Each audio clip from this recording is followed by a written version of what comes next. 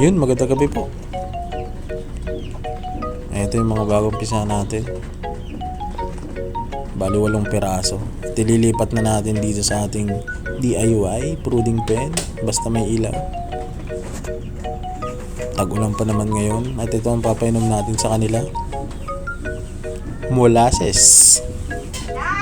Yung tinuna ko lang sa tubig.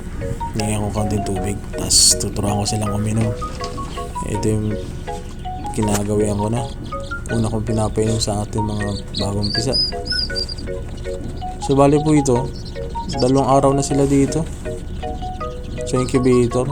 Pero goods pa naman. Malalakas pa at ito, sanay din pa to ang pisa. Bukas basa-basain lang natin para tumasang humidity dito sa ating incubator. At ayan na nga, 5 native chicken, 3 Chinese chicken, yung itim yung karne. Papainumin lang natin sila ng molasses. Ganyan lang pagpapainom. Kahit mga 3, 2 goods na yan para okay sa kanilang tiyan. At pag nakapainom, dito natin ilalagay para hindi sila lamigin. Medyo maulan pa rin, di tumitigil ang ulan. You know, native chicken, Chinese chicken.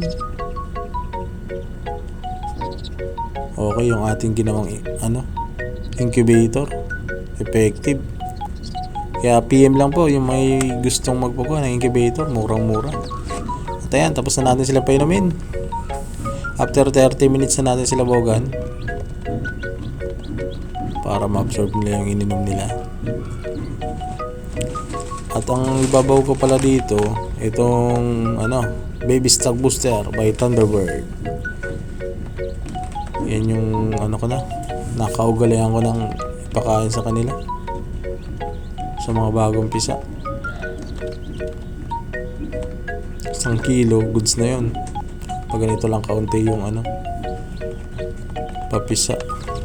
At yan, malapitan. Yun, mababalasik. Di ko pa alam ang price kung magkano tong may bumibili kasi sa akin. Di ko pa alam ang price nitong Chinese chicken na yan. Ayan, after 30 minutes, bigyan natin sila ng patuka. Ayan, gutom na sila.